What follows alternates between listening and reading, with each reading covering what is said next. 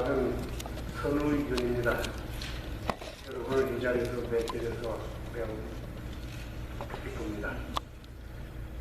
오늘 우리는 광복절을 축하하고 그 의미를 되새겨보기 위해서 이 자리에 왔습니다.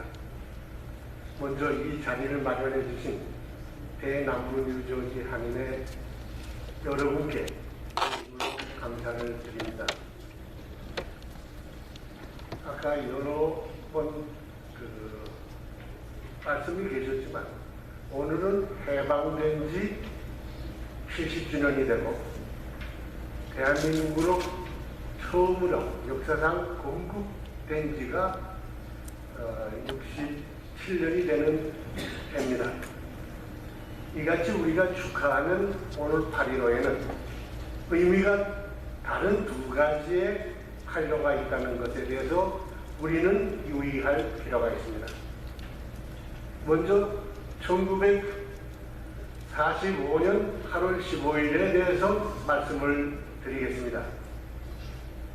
우리나라는 1910년 8월 29일 우리가 치이라고 하는 그날에 우리나라는 일본의 나라를 잃고 말았습니다.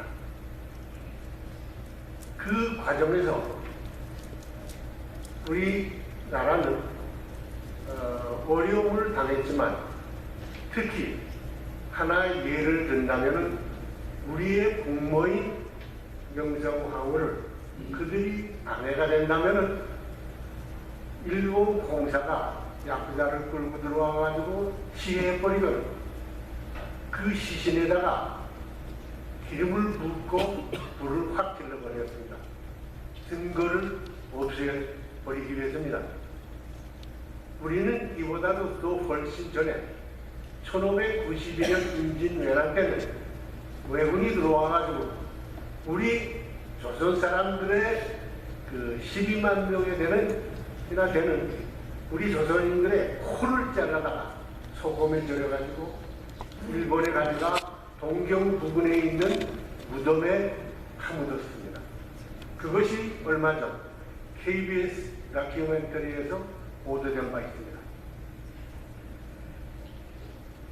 우리가 이자 회장님도 그렇고 목사님께서도 말씀드렸습니다만 잘못된 역사를 우리가 정신 차리지 못하면 되풀이되기 마련입니다.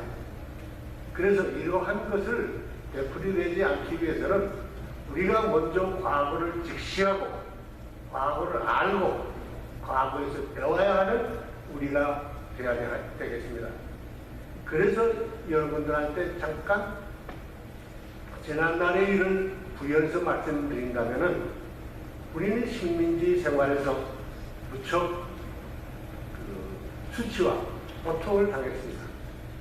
그 중에서 이제 우리는 먼저 우리 한국 사람들한테서 제일 큰 욕이 성을 바꿀 놈이라고 합니다. 우리는 그들의 이름을 따라 성을 바꿔야 했고 우리들은 그들의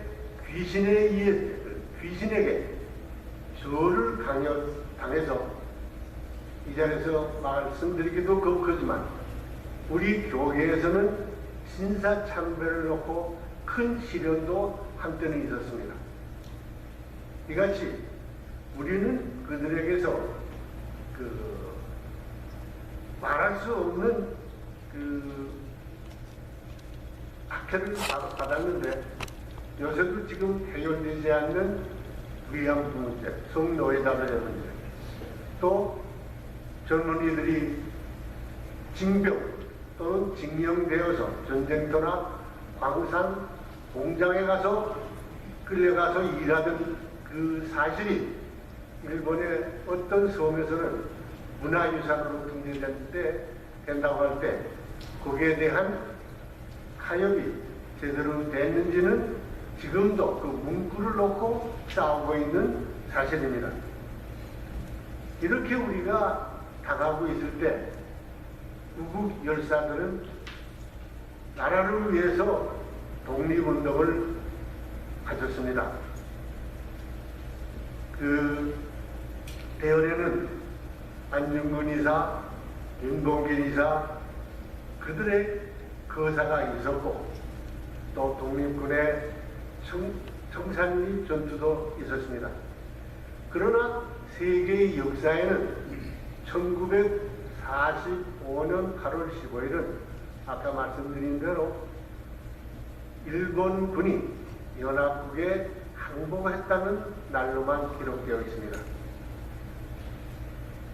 70년 전 우리는 일본 지배에서 해방되었습니다. 몹시 기쁜 날입니다. 그래서 정부는 그날을 광복됐다고 해서 광복절이라고 지금 축하하고 있습니다. 그런데 여러분, 광복이 무슨 뜻인지 좀 생각해 보셨는지요? 광복은 우리나라 사전에는 잃었던 주권을 도로 찾는 것이라고 되어 있습니다. 그럼 우리가 한번 생각해 보십시다. 8월 15일 날 우리는 기뻐했습니다. 그러나 그 기쁨도 며칠 안 가가지고 우리는 38선에 의해서 남북이 분단이 돼가지고 북에는 소련군이, 남에는 미군이 들어와 군정을 실시했지. 우리가 언제 독립을 했습니까? 우리가 언제 주권을 찾았습니까? 그날은 역사의 주인공이 되시는 하나님이 우리에게 자유를 주신 날입니다. 그래서 저는 그 8.15에 대해서 오늘 좀 더 깊이 생각을 하려고 합니다. 2차 대전이 끝난 다음에 세계에는 약 140개의 신생국가들이 태어납니다. 우리나라도 그 중에 하나죠. 다른 나라들은 나라를 세우기가 몹시 쉬웠어요. 근데 우리는 몹시 힘들었습니다. 왜요? 미국에는 군정이 있고, 남에는 소련의 군정이 있었고, 남쪽에는 미군의 군정이 있어가지고 나라를 세울 수가 없었습니다. 그래서 우리나라가 그때 그 군정하에 있을 때 나라를 세우는 문제가 한국인만의 문제가 그때는 아니었었어요. 상대국들의 이해관계가 있었고 군정하에 있었고 복잡했기 때문에 우리의 건국은 밀려나게 되어 있었습니다. 그때 좀 더 그 시절의 그 정세를 말씀드린다면은 전쟁이 끝나기 전에 미국과 소련은 전쟁이 이제 곧 끝날 텐데 그렇게 되면은 한반도에 있는 일본군을 어떻게 무장 해제를 하느냐 문제를 놓고 양국이 합의를 했습니다. 38선을 놓고 이북에서는 소련군이, 남쪽에서는 미군이 무장 해제를 하기로 했죠. 우리도 모르게 우리나라의 운명을 그어놓은 38선이 그래서 생겼습니다.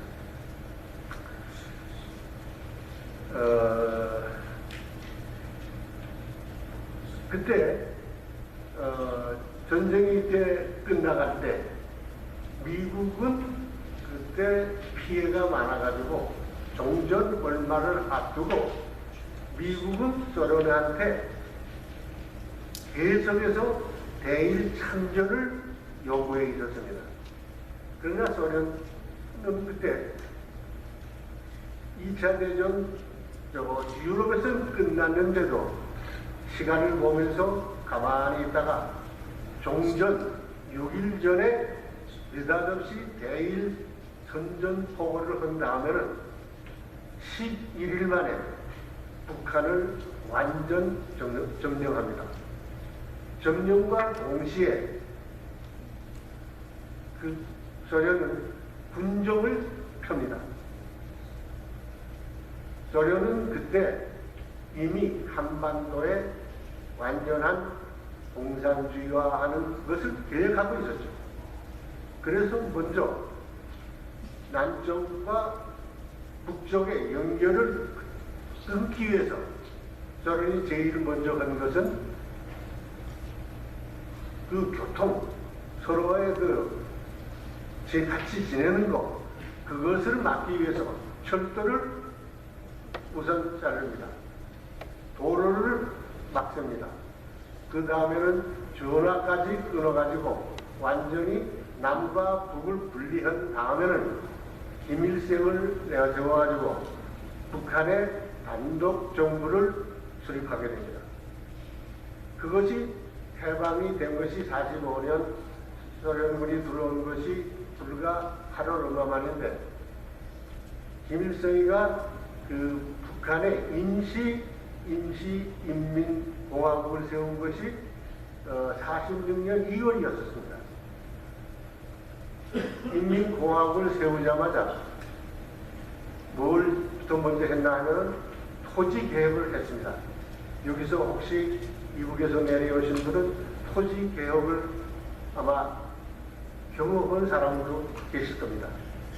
토지 개혁을 하자마자 무엇을 했나 하면은 산업의 국유화입니다. 모든 기관들, 생산기관들, 심지어 은행까지 국유화해 버리고 맙니다. 이렇게 해방 후에 전국은 소련군은 완전한 공산주의화하는 그 행동에 발빠르게 움직였지만 남한은 어떻게 되었나 하면은 남한에서도 발빠르게 움직인 쪽은 좌익 계열이었습니다. 대표적으로 요운홍 선생님이 있습니다. 그 사람은 선생님이라고 제가 교회니까 부르지 교회 아닌가 하면은 선생이라고 부를 수가 없는 사람입니다. 일본군한테서 얻는 제안을 만나 하면은 이제 곧 종전이 될 텐데 당신이 우리 일본 나라 사람들을 안전하게 일본으로 귀국시켜주는 것을 보장해 준다면은 당신에게 전쟁 끝남과 동시에 행정권, 치안권 이것을 너한테 넘기겠다. 그러니까 그것을 일본인의 안전한 귀환을 약속하겠냐. 그때 김성수 씨랑 우리 계열에서 그것을 디크라이했습니다.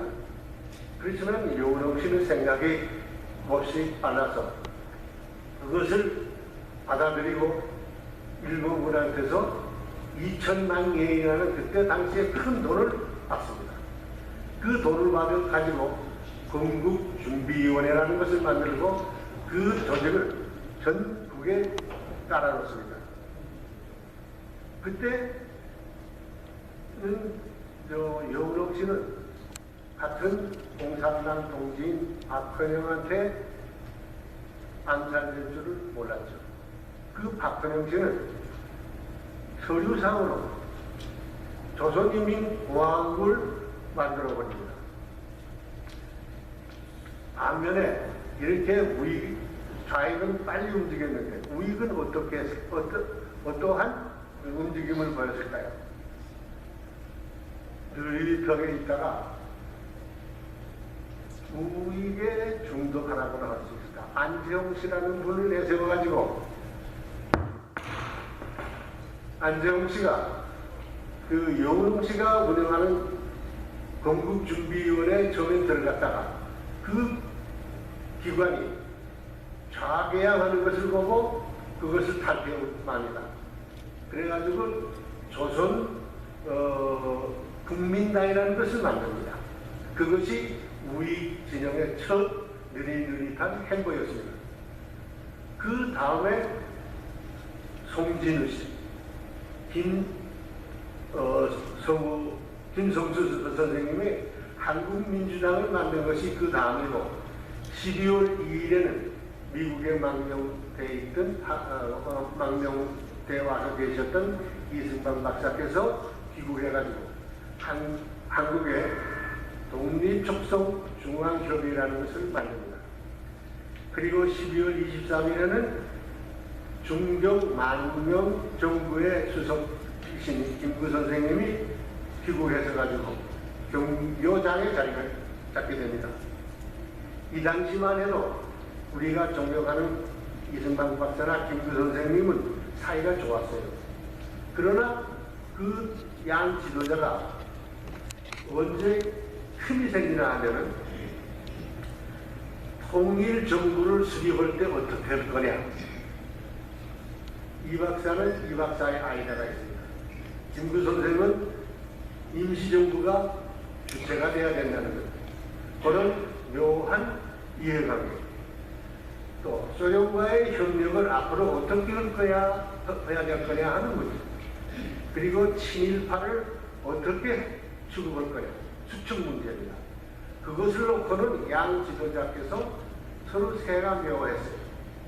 그러나 결정적으로 분리가 된 것은, 금이 간 것은 남한의 단독 정부 수립 문제를 놓고 두 분은 아주 갈라서게 됩니다. 이러한 한국의 북쪽과 남한의 움직임에 비해서 미군은 어떻게 됐냐? 미군은 그때 오키나와에 주도해 있던 24군단이 9월 8일에 지리적인 이유도 있겠습니다만 분당장 하지 중장이 인천에 상륙을 합니다. 그 다음날 일본군 앞에서 항복을 받고 군정에 들어갑니다. 근데 군정을 할 때 군정 포고 제1호와 제2호에 우리는 주의를 해야 됩니다. 뭐라고 되어 있냐면 하지 중장이 불구한 그 24군단은 점령된 지역에 왔다고 그랬어요. 해방된 지역에 왔다고 하지 않았습니다.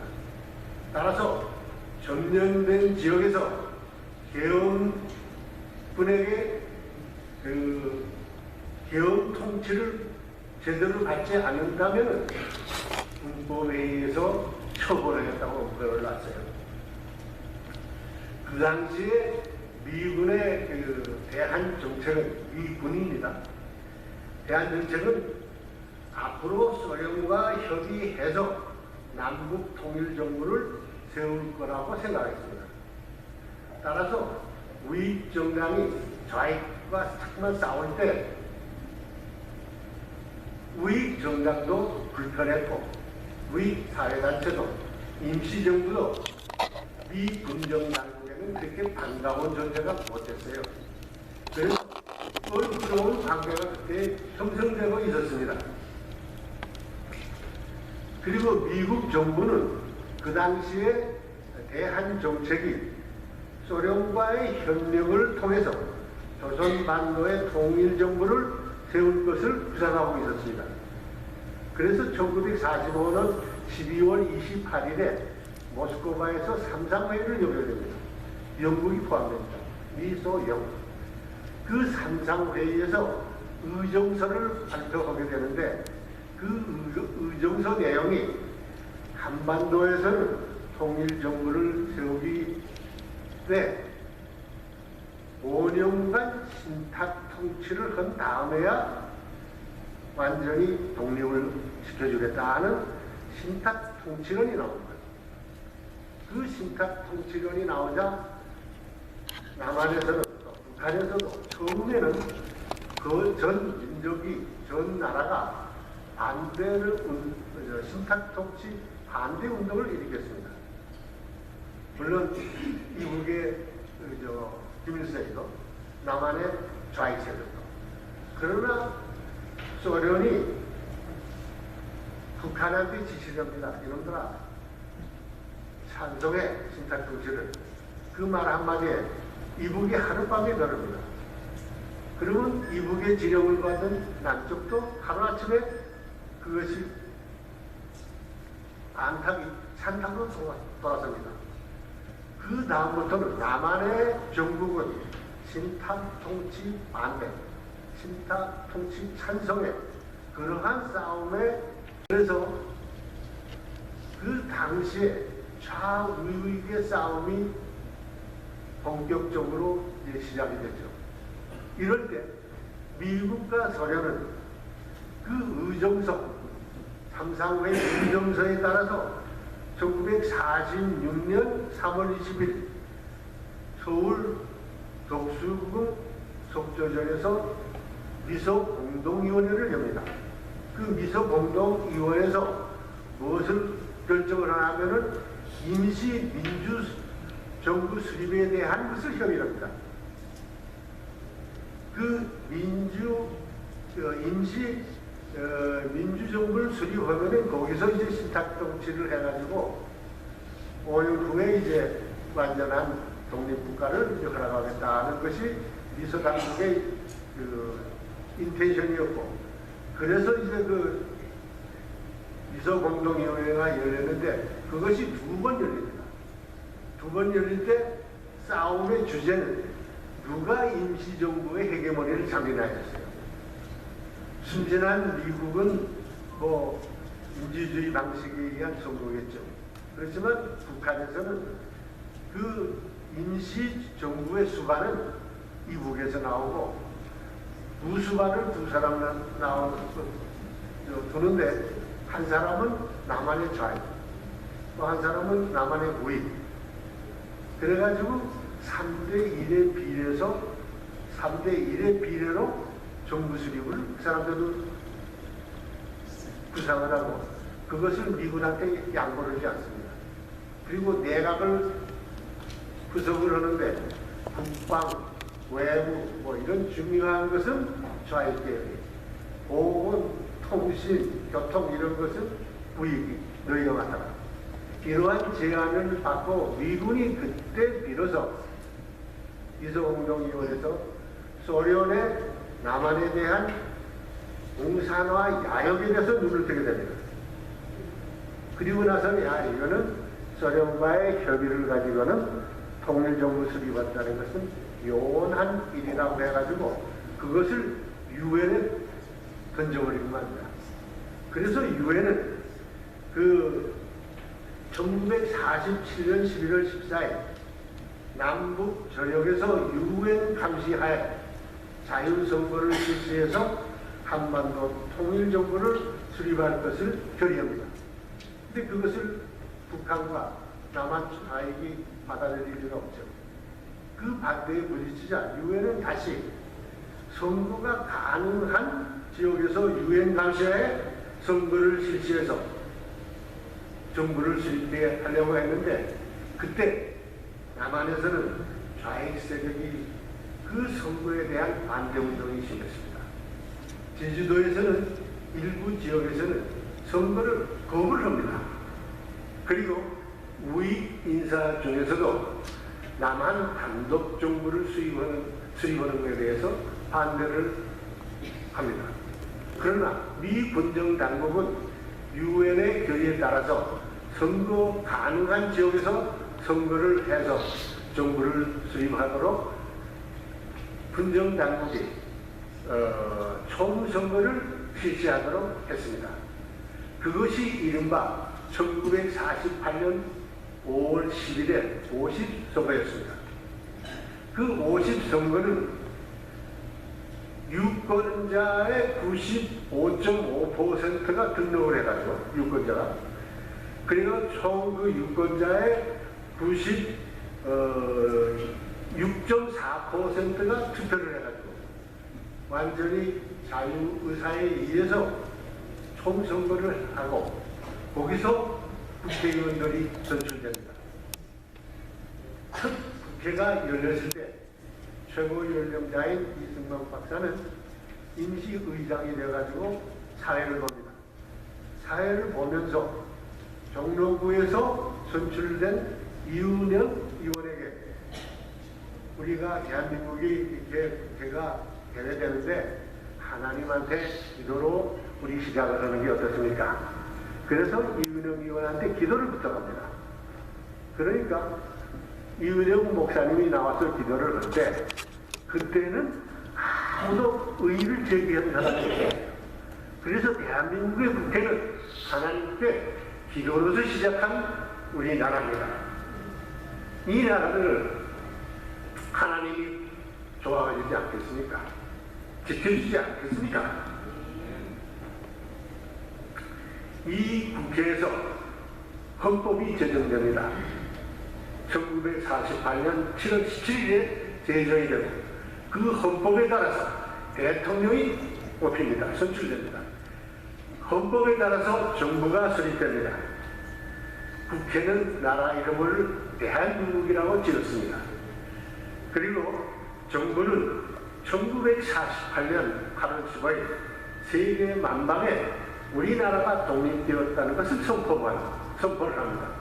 그날 자정을 위해서 정부는 미국 당국으로부터 주권, 통치권을 이양을 받습니다. 우리나라가 정식으로 이 세상에 대한민국으로 태어난 날입니다. 주권을 회복한 날입니다. 결론을 말씀드리겠습니다. 우리가 해방된 날로부터 나라가 세워지기까지 3년간은 짧다면 짧지만 기나긴 투쟁의 역사였습니다.